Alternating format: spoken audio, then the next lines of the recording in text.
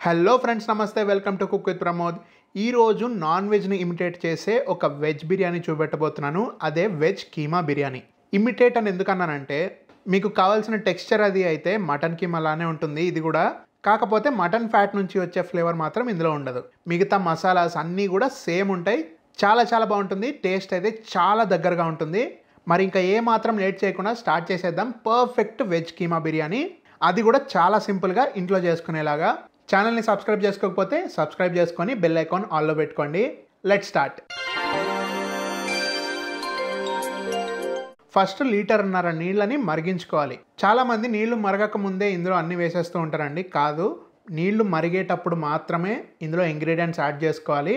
అంతవరకు కొంచెం వెయిట్ చేయాలి, తప్పదు. ఇప్పుడు ఈ మరుగుతున్న నీళ్ళల్లో 2 స్పూన్లు ఉప్పు వేసుకోండి. అలాగే మసాలా దినుసులు, ఇందులో చెక్క, లవంగాలు, యాలకులు, నల్ల యాలుక, బిర్యానీ పువ్వు, బిర్యానీ ఆకు అన్నీ ఉన్నాయండి.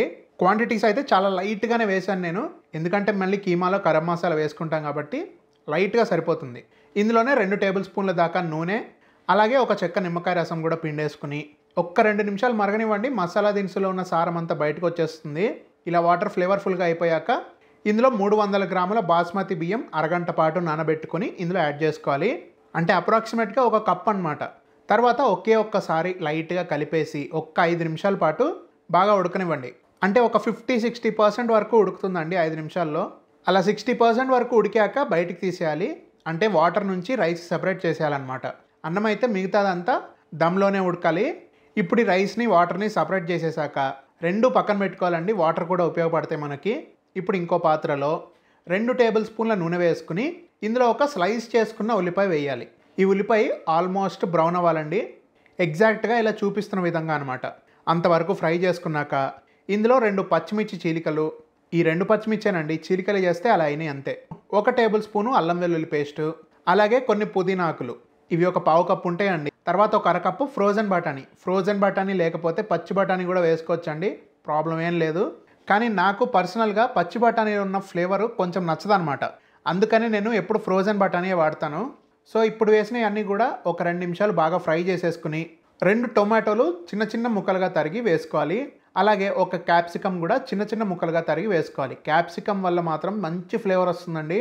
టొమాటో నుండి మాత్రం మంచి బేస్ అండ్ పులుపు క్రియేట్ అవుతుంది. బేస్ అంటే ఒక టైప్ ఆఫ్ గ్రేవీ అండి, అంతే. ఇప్పుడు లైట్గా కొంచెం నీళ్లు పోసుకుని మూత పెట్టేయండి. మంచిగా ఉడికిపోతాయి. ఈలోపు ఒక చిన్న పని చేసుకుందాం మనము. 100 గ్రాముల సోయా గ్రాన్యూల్స్ తీసుకుని ఇవి మునిగేంత వరకు నీళ్లు పోసి ఒక 5 నిమిషాలు పక్కన పెట్టుకోవాలి. సోయా గ్రాన్యూల్స్ లేకపోతే మీల్ మేకర్ కూడా నానబెట్టి తర్వాత పిండేసి వాటిని లైట్గా మిక్సీ పట్టుకోవచ్చు.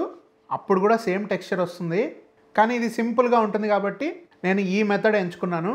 ఇప్పుడు ఇవి నానేలోపు మనం మూత తీసేసి టొమాటోలు బాగా మగ్గినాయేమో చూద్దాము. సూపర్గా మగ్గినాయండి. ఇప్పుడు ఫ్లేమ్ లోలో పెట్టేసి 1 కప్పు పెరుగు, టేస్ట్కి సరిపడా ఉప్పు, 1 టీ స్పూను ధనియాల పొడి, పావు టీ స్పూను పసుపు, 1 టీ స్పూను కారం, 1 టీ స్పూను గరం మసాలా పొడి. నేను రెడీమేడ్ వాడుతున్నానండి. హోమ్ మేడ్ అయితే 1/2 టీ స్పూనే వేసుకోండి, సరిపోతుంది. ఇప్పుడు అంతా ఒకసారి మిక్స్ చేసేసి అప్పుడు ఫ్లేమ్ హైలో పెట్టుకోవాలన్నమాట. అలా చేయకపోతే పెరుగు విరిగిపోయినట్టు ఉంటుందండి, అంత బాగోదు. సో ఈ ప్రాసెస్ ఫాలో అవుతున్నాం అనమాట. ఇప్పుడు ఈ మసాలాలని 2 నిమిషాల పాటు హై ఫ్లేమ్లో ఉడికించుకుని నానబెట్టుకున్నాం కదా సోయా గ్రాన్యూల్స్, అవి నీటి నుంచి బాగా పిండేసి ఇందులో యాడ్ చేసుకోవాలి. ఇవి యాడ్ చేసి కలిపిన వెంటనే ఉన్న గ్రేవీ అంతా పీల్చేసుకుంటాయండి. చూసారా, మొత్తం ఫ్రై లాగా అయిపోయింది. కాబట్టి ఇప్పుడు కొంచెం వాటర్ అయితే యాడ్ చేయాలి. ఇందులో ఒక 300 ml నీళ్ళు పోసుకోవాలి. అంతా ఒకసారి మిక్స్ చేసేసి మూత పెట్టి 4 నిమిషాలు హై ఫ్లేమ్లో కుక్ చేసుకోండి. ఆ తర్వాత ఓపెన్ చేసి ముందుగా ఉడికించుకున్నాం కదా బాస్మతి రైస్, ఆ బాస్మతి రైస్ని దీనిపైన వేసేసి ఏమాత్రం ప్రెస్ చేయకుండా మొత్తం పరవండి. ప్రెస్ మాత్రం అస్సలు చేయకూడదండి. తర్వాత రైస్ ఉడికించుకున్న వాటర్ కూడా పక్కన పెట్టుకోమని చెప్పాను కదా, ఆ వాటర్ ఒక 100 ml అయితే వేసుకోండి. మరి రైస్ ఉడకాలి కదా, అందుకే. పైన కొంచెం కొత్తిమీర, అలాగే ఒక చెక్క నిమ్మకాయ రసం కూడా పిండేసుకోండి. కావాలంటే ఫుడ్ కలరు, కుంకుమ పువ్వు పాలు అవన్నీ వేసుకోవచ్చు. కాకపోతే నేను సింపుల్గా ఉంచేసాను అనమాట. ఇప్పుడు మూత పెట్టేసి ఒక 20 నిమిషాలు లో ఫ్లేమ్లో కుక్ చేసుకోండి. ఆ తర్వాత స్టవ్ ఆపేసి ఒక 15 నిమిషాలు రెస్ట్ ఇచ్చేయండి, వెంటనే తీసేయద్దు. ఆ తర్వాత ఓపెన్ చేస్తే మన వెజ్ కీమా బిర్యానీ పర్ఫెక్ట్గా రెడీ అయిపోయిందండి. ఫస్ట్ అయితే ఓపెన్ చేసి ఈ వైట్ రైస్ పక్కకు తీసేద్దాము. కింద మసాలా రైస్, ఆ కింద కీమా ఉంది చూసారా, భలే పర్ఫెక్ట్గా వచ్చిందండి. జ్యూసీగా ఉంటుంది కీమా అయితే. ఆ జ్యూసీ కీమాని ఈ మిడిల్లో ఉన్న మసాలా రైస్ పైన ఉన్న వైట్ రైస్తో కలుపుకుంటూ తింటుంటే భలే ఉంటుందండి. అసలు పక్కన షేర్వా, మిర్చి కసాలని ఇవేమీ అవసరం లేదు. జస్ట్ లాస్ట్లో కొంచెం పెరుగు చట్నీ ఉంటే చాలన్నమాట. యాజ్ ఇట్ ఈజ్గా తినేయడమే చాలా చాలా బాగుంటుంది. వెజిటేరియన్స్కి అయితే పండగనే చెప్పాలి. మీరు కూడా తప్పకుండా ట్రై చేయండి అండ్ మీ ఫ్యామిలీ దగ్గర మార్కులు కొట్టేయండి.